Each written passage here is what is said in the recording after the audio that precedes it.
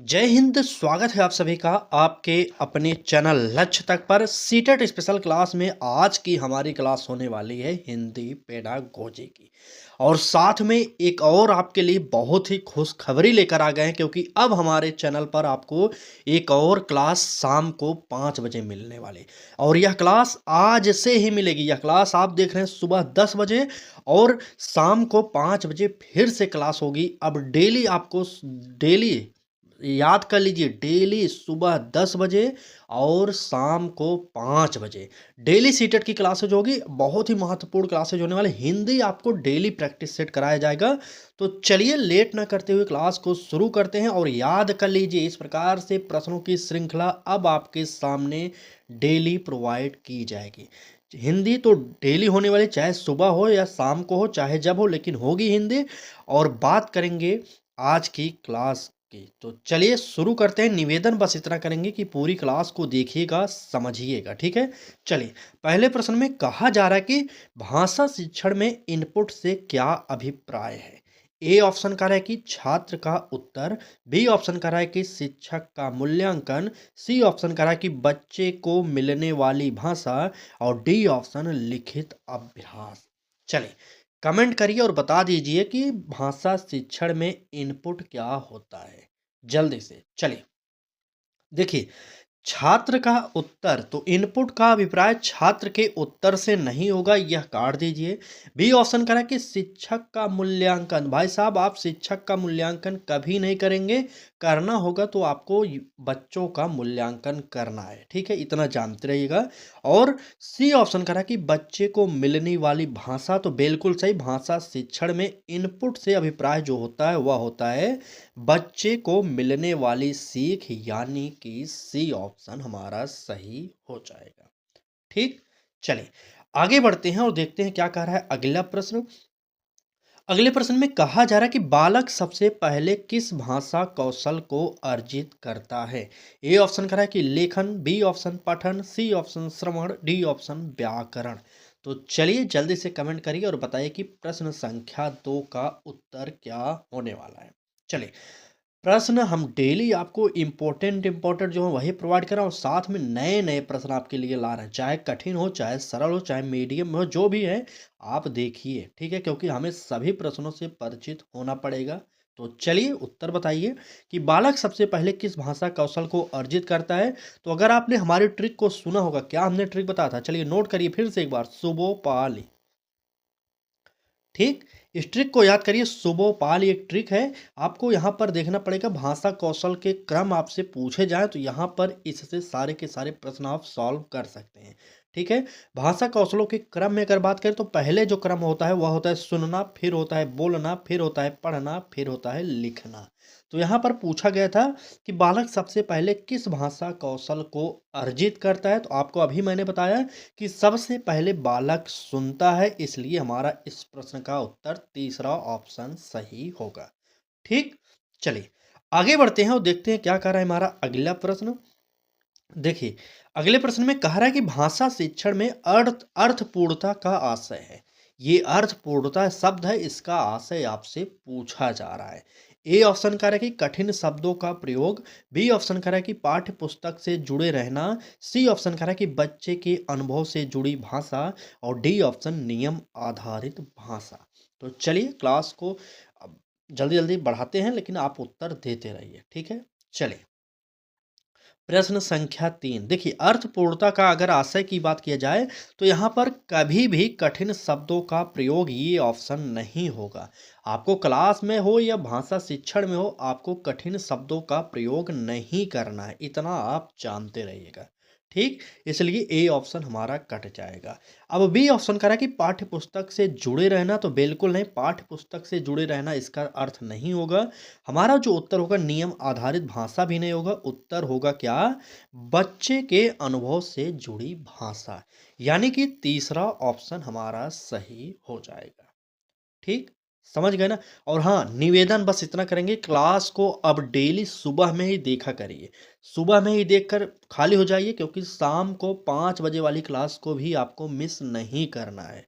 ठीक, तो डेली अब आपको सुबह 10 बजे और शाम को 5 बजे क्लासेज प्रोवाइड की जाएंगी, क्योंकि हमारे पास समय कम है सीटेट के लिए, क्योंकि 8 फरवरी आपका एग्ज़ाम डेट है, ये नोट कर लीजिए, क्योंकि एग्ज़ाम डेट आगे पीछे नहीं होने वाला है। ठीक है, चलिए बात करेंगे अगले प्रश्न की। तो कह रहा है कि निम्न में से कौन सा कथन भाषा शिक्षण के व्यवहारवादी दृष्टिकोण से संबंधित है। बहुत ही इंपॉर्टेंट प्रश्न। अगर बात करें साइकोलॉजी में व्यवहारवादी के जनक अगर आपसे पूछा जाए तो वाटसन महोदय होते हैं व्यवहारवाद के जनक, ये जानते रहिएगा। आते हैं अपने प्रश्न पर। ठीक है, पूछा जा रहा है कि निम्न में से कौन सा कथन भाषा शिक्षण के व्यवहारवादी दृष्टिकोण से संबंधित है। तो चलिए ए ऑप्शन देखते हैं। कह रहा है कि भाषा सामाजिक प्रक्रिया है। बी ऑप्शन कह रहा है कि भाषा से अभ्यास से भाषा सीखना। सी ऑप्शन त्रुटियां स्वाभाविक हैं और डी ऑप्शन भाषा जन्मजात क्षमता है। चलिए बताइए जल्दी से प्रश्न संख्या 4 का उत्तर क्या होने वाला। देखिए बिल्कुल, देखिए भाषा जन्मजात क्षमता है, ये हमारा व्यवहारवादी दृष्टिकोण के अंतर्गत नहीं आएगा, इसलिए हमें ये काटना पड़ेगा। ठीक, सी ऑप्शन करें कि त्रुटियां स्वाभाविक हैं, ये भी होता है, लेकिन हमारा उत्तर ये नहीं होने वाला है। ठीक है, क्योंकि हमारा एक शब्द को आपको याद करना है, वो क्या है, व्यवहारवादी दृष्टिकोण से संबंध होना चाहिए। ठीक है, इसलिए हमारा सी और डी ये ऑप्शन कटेंगे। हमारा जो उत्तर होगा भाषा जो होता है अभ्यास से सीखना होता है, ये आपको पता होना चाहिए। ठीक, इसलिए इस प्रश्न का उत्तर आप लोग बी ऑप्शन को नोट करिए और तुरंत आगे बढ़ते हैं, देखते हैं क्या कह रहा है अगला प्रश्न। चलिए प्रश्न में कहा जा रहा है कि भाषा शिक्षण में संवेदनात्मक संवेदनात्मक जो है पद्धति का मुख्य उद्देश्य क्या होता है, बताइए। ए ऑप्शन करें कि शुद्ध व्याकरण। देखिए शुद्ध व्याकरण की आपको बात नहीं करना होगा, क्योंकि प्रश्न है छोटे बच्चों के लिए। 1 से लेकर 8 तक के बच्चे इतने काबिल नहीं होते कि वो शुद्ध व्याकरण जान सके, इसलिए हमारा ए ऑप्शन नेगेटिव हो जाएगा। ठीक, बी ऑप्शन कह रहा है कि भाषा नियम याद कराना। तो बिल्कुल नहीं, ये हमारा बी ऑप्शन भी गलत होगा। आपको किसी भी चीज़ को बालक से याद नहीं करवाना है, ये आप जानते रहिएगा। ठीक है, और सी ऑप्शन करा कि संप्रेषण दक्षता क्षमता या दक्षता विकसित करना। तो यही हमारा ऑप्शन बिल्कुल सही हो जाएगा, क्योंकि भाषा शिक्षण में संवादनात्मक जो होता है पद्धति का उद्देश्य वह होता है संप्रेषण क्षमता विकसित करना। ठीक है, चलें आगे। चलिए क्लास अच्छी लग रही हो तो लाइक कर दीजिए, चैनल पर पहली बार है तो सब्सक्राइब कर लीजिए, क्योंकि इस बार आपको सीटेट की फ्री प्रैक्टिस बैच हमारे चैनल लक्ष्य तक पर प्रोवाइड की जा रही है। आपको भी पता है निःशुल्क में जब मिल रही चीज़ उसका लाभ उठाइए, पढ़िए अधिक से अधिक, क्योंकि प्रैक्टिस ही एक ऐसा मार्ग है जो आपको अच्छा नंबर दिला सकता है। ठीक, बाकी आपकी इच्छा है। बात करेंगे अगले प्रश्न की। कह रहा है कि निम्न में से कौन सी गतिविधि बोलने के कौशल को बढ़ावा देती है। अब आप बताइए कि कौन सी गतिविधि होगी जो बोलने के कौशल को बढ़ावा देती है। तो ए ऑप्शन कह रहा है कि शब्दार्थ लेखन। बी ऑप्शन कह रहा है कि मौन पठन। सी ऑप्शन कह रहा है कि भूमिका अभिनय और डी ऑप्शन कह रहा है कि व्याकरण अभ्यास। चलिए प्रश्न संख्या 6 का उत्तर बता दीजिए, तुरंत बताइए। देखिए आपसे पूछा जा रहा है कि गतिविधि बोलने के कौशल में किसे बढ़ावा देती है, ये बताना है। तो ये ऑप्शन क्या कह रहा है कि कह रहा है कि शब्दार्थ लेखन। बिल्कुल नहीं, शब्दार्थ लेखन से बोलने के कौशल में बढ़ावा कभी नहीं होगा, ये आप काट दीजिए, ए ऑप्शन नेगेटिव है। ठीक, अब बी ऑप्शन कह रहा है कि मौन पठन। तो बिल्कुल नहीं, मौन पठन भी हमारा नेगेटिव हो जाएगा, इतना जानते रहिएगा, क्योंकि यहाँ पर बोलने के कौशल की बात कर रहा है। जब मौन पठन किया जाएगा तो वहाँ पर बोला नहीं जाएगा, इसलिए हमारा बी ऑप्शन भी कट जाएगा। डी ऑप्शन कह रहा है कि व्याकरण अभ्यास। तो बिल्कुल नहीं, व्याकरण के अभ्यास से भी नहीं होने वाला। उत्तर जो होगा वह होगा भूमिका अभिनय, यानी कि जैसे नाटक हो गया, रंगमंच कलाकारी हो गई, ये सब हो गया। ठीक, तो यहाँ पर हमारा तीसरा ऑप्शन सही हो जाएगा। चलिए आगे बढ़ते हैं और देखते हैं क्या कह रहा है अगला प्रश्न हमारा। अगले प्रश्न में कहा जा रहा है कि बहुभाषिक कक्षा में कोड स्विचिंग का अर्थ है। ये एक इंपॉर्टेंट शब्द है आपके लिए, कोड स्विचिंग का अर्थ। ए ऑप्शन करें कि भाषा बदलने पर रोक। बी ऑप्शन करें कि एक भाषा को छोड़ देना। सी ऑप्शन करें कि आवश्यकता अनुसार भाषाओं का प्रयोग और डी ऑप्शन केवल हिंदी का प्रयोग।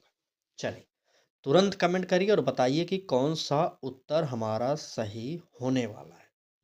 प्रश्न संख्या 7 है, बिल्कुल। चलिए देखिए, भाषा बदलने पर रोक ये हमारा शब्द सही नहीं हो, क्योंकि कोड स्विचिंग का ये अर्थ नहीं होता। कोड स्विचिंग का मुख्य रूप से अर्थ होता है कि किसी भी आवश्यकता के अनुसार भाषा का आप प्रयोग कर सकते हैं, तो इसी को ही कोड स्विचिंग कहा जाता है। इतना जानते रहिएगा। ठीक। ए ऑप्शन कह रहा है कि भाषा बदलने पर रोक, तो बिल्कुल नहीं होगा, कि निगेटिव है, काट दीजिए।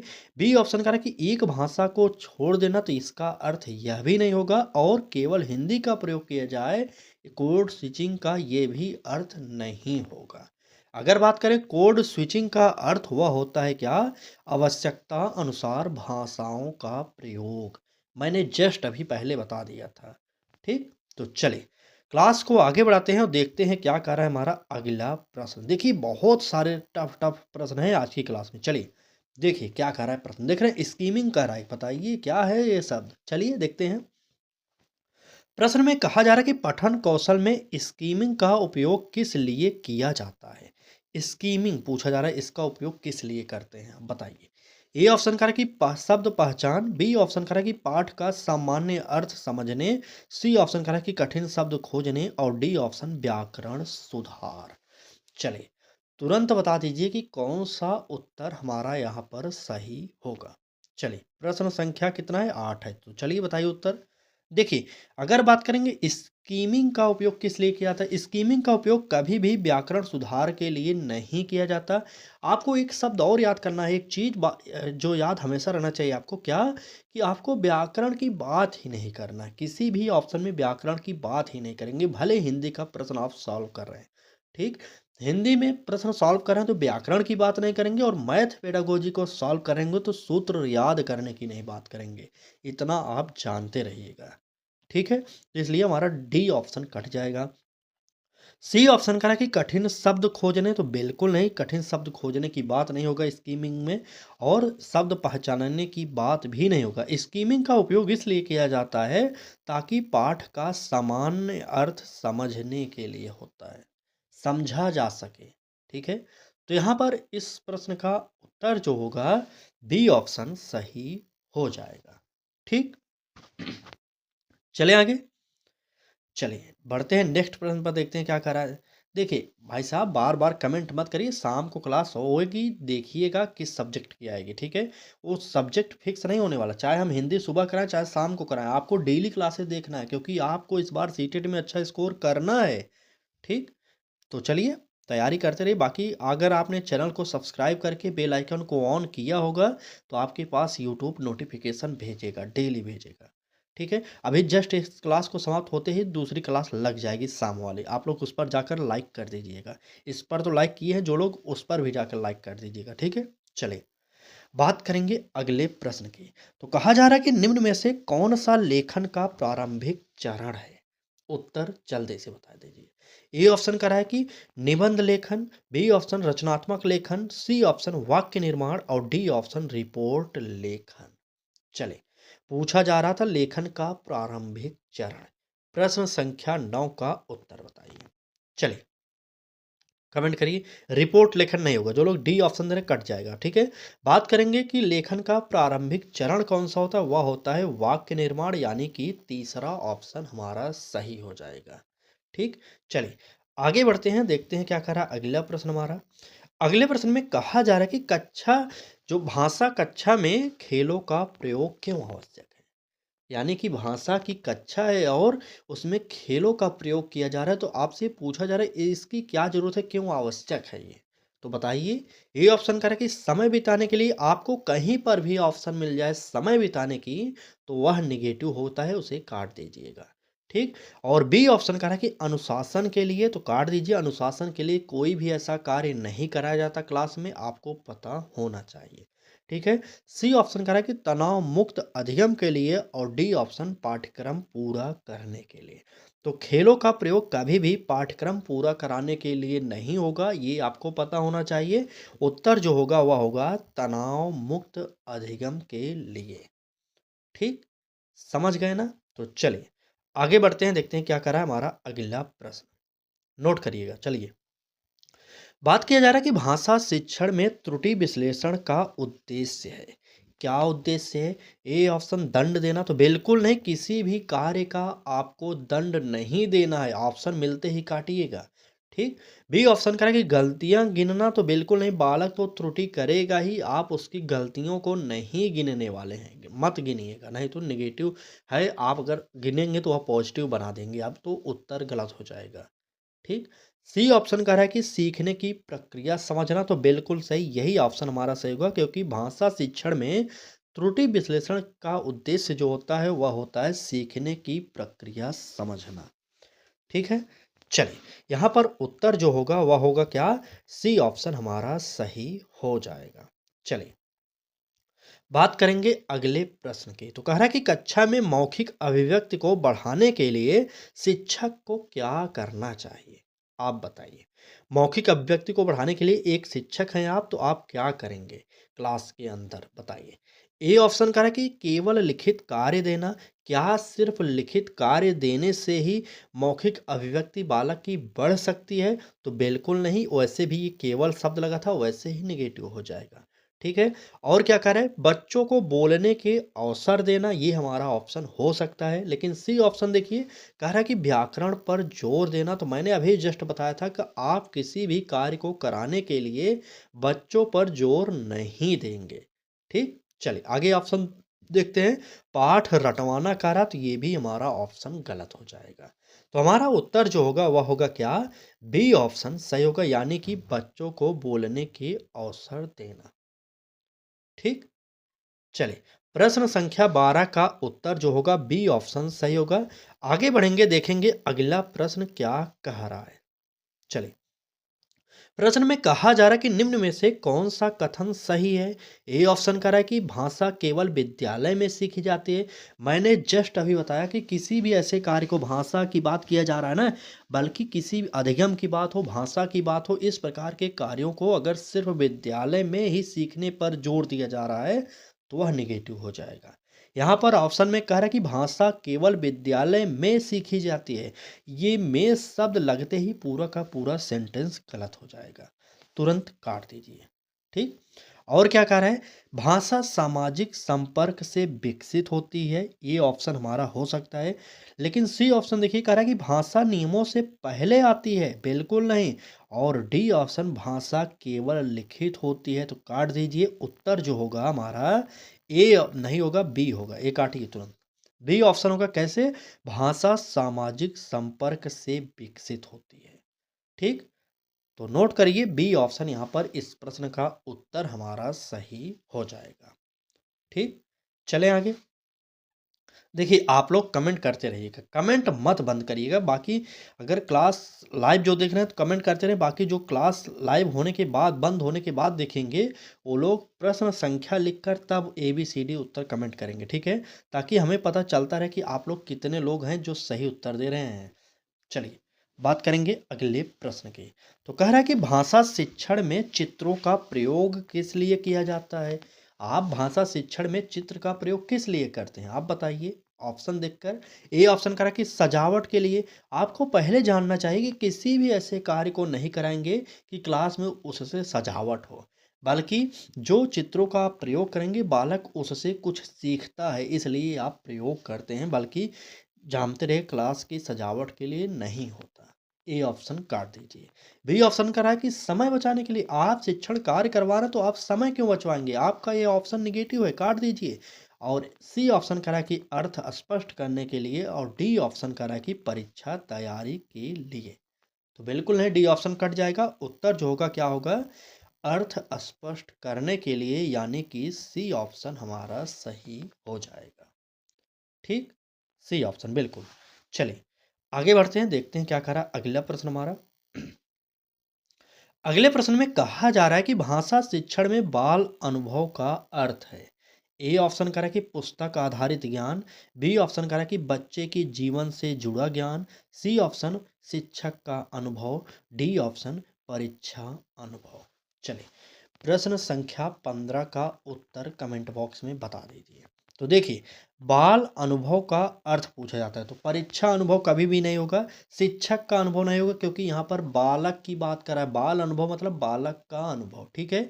और पुस्तक आधारित ज्ञान भी नहीं होगा, ए ऑप्शन को भी काट दीजिए। उत्तर जो होगा बी ऑप्शन होगा, बच्चे के जीवन से जुड़ा ज्ञान, ठीक है? तो बी ऑप्शन को नोट करिए, यहाँ पर हमारा सही हो जाएगा।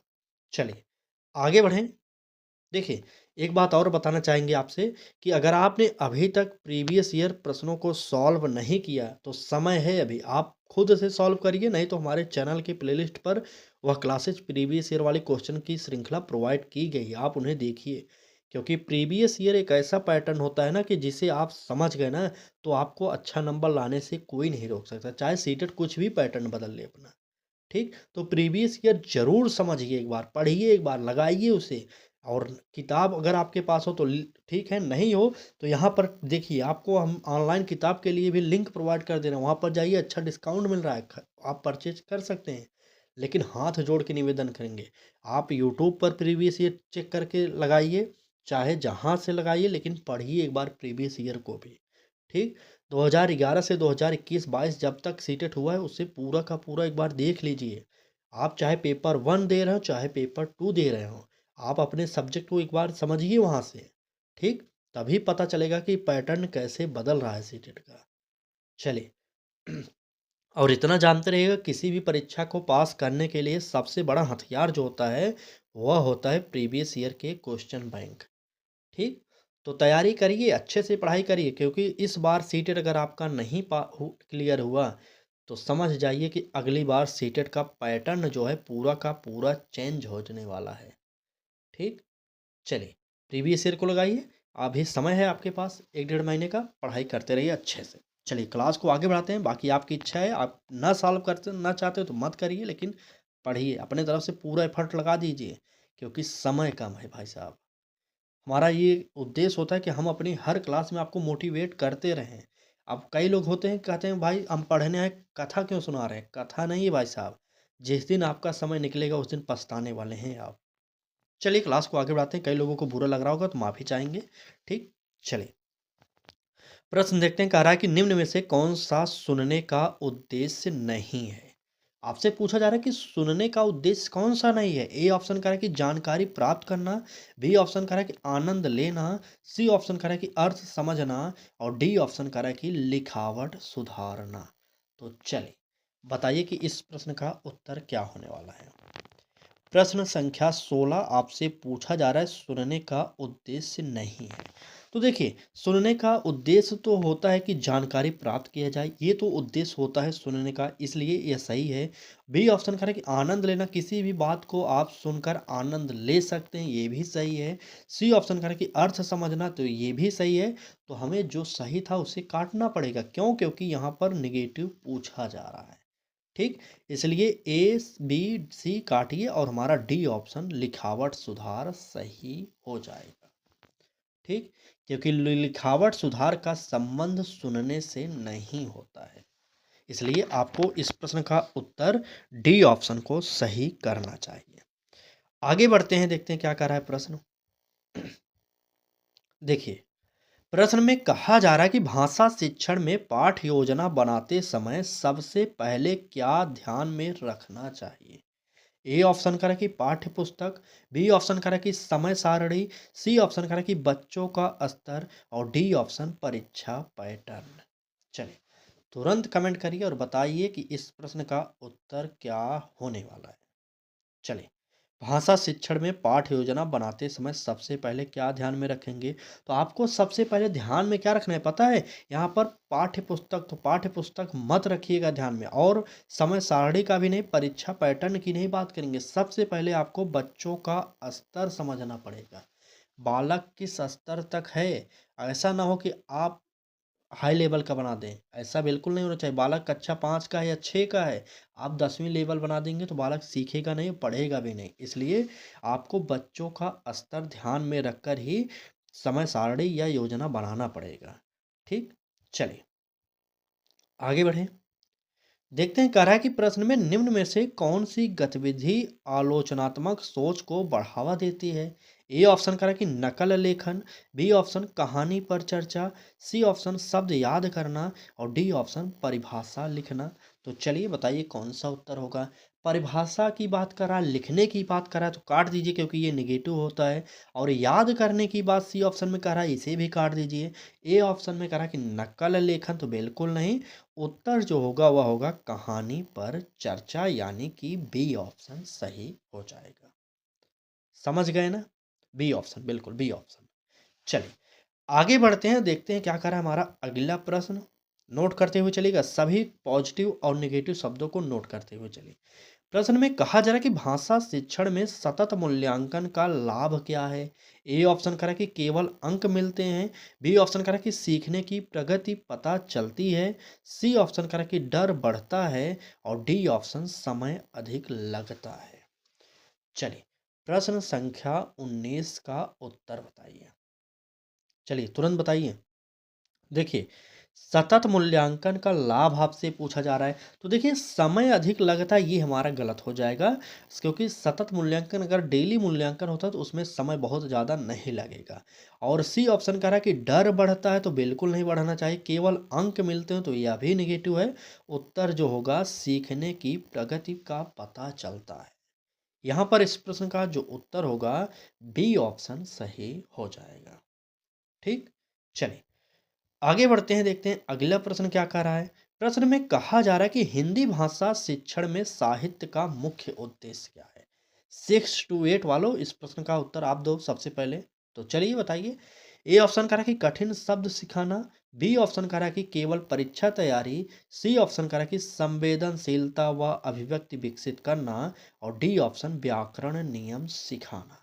चलिए प्रश्न संख्या 20 का उत्तर कमेंट बॉक्स में बताइए, तुरंत बताइएगा। चलिए ठीक ठीक, चलिए अगर बात करेंगे हिंदी भाषा शिक्षण में साहित्य का जो मुख्य उद्देश्य होता है, कभी भी उद्देश्य नहीं होगा व्याकरण के नियम को सिखाना। अभी मैंने जस्ट बताया कि जहाँ पर भी व्याकरण की बात किया जाए वह ऑप्शन ही निगेटिव होता है। ठीक है, थोड़ा सा पढ़ेंगे तो आपको पता चल जाएगा। यहाँ पर कह रहा है व्याकरण का नियम सिखाना। आप छोटे बच्चों को व्याकरण का नियम नहीं सिखाएंगे, ये जानते रहिएगा। और बी ऑप्शन करा केवल परीक्षा की तैयारी, बिल्कुल नहीं, यह हमारा साहित्य का मुख्य उद्देश्य नहीं होता। ये ऑप्शन करा है कि कठिन शब्द सिखाना, तो इसलिए ये ऑप्शन भी गलत हो जाएगा। जो ऑप्शन बचेगा सी वो होगा हमारा सही, क्योंकि संवेदनशीलता व अभिव्यक्ति विकसित करना, यही उत्तर हमारा इस प्रश्न का सही हो जाएगा। ठीक, चलिए सी ऑप्शन को नोट करिएगा और आगे बढ़ते हैं, देखते हैं क्या कह रहा है अगला प्रश्न। देखिए आज की क्लास में बस इतने ही प्रश्न थे। आपको बताना है कमेंट बॉक्स में कि आपके कितने प्रश्न सही हुए। ठीक, क्लास कैसी लगी, क्लास अच्छी लगी तो लाइक कर दीजिए, चैनल पर पहली बार आए तो सब्सक्राइब करके बेल आइकन को ऑन कर दीजिए। और शाम वाली क्लास लग चुकी है, आप उसे जाइए एक बार लाइक कर दीजिए और शाम को क्लास जरूर देखिए। अब डेली सुबह वाली सुबह देखिए, शाम वाली शाम को देखिए। डेली क्लास दोनों देखना है आपको, चाहे जब देखिए 24 घंटे के अंदर वो क्लास देख लीजिए, क्योंकि सारे प्रश्न नए हैं, आपको देखना पड़ेगा, समझना पड़ेगा, तभी आप तो सीटेट का अच्छा स्कोर करेंगे ना। समझिए बात को। चले उम्मीद करते हैं क्लास अच्छी लगी होगी, आप अच्छे से समझ गए होंगे। किसी भी समस्या, अगर आपको किसी भी प्रश्न में समस्या हो रही हो तो कमेंट बॉक्स में ज़रूर कमेंट करिए, तुरंत आपके समस्या का समाधान करने की कोशिश की जाएगी। ठीक, तो चलिए आज की इस क्लास में बस इतना ही, बाकी शाम को मिलेंगे शाम वाली क्लास में। तब तक के लिए धन्यवाद।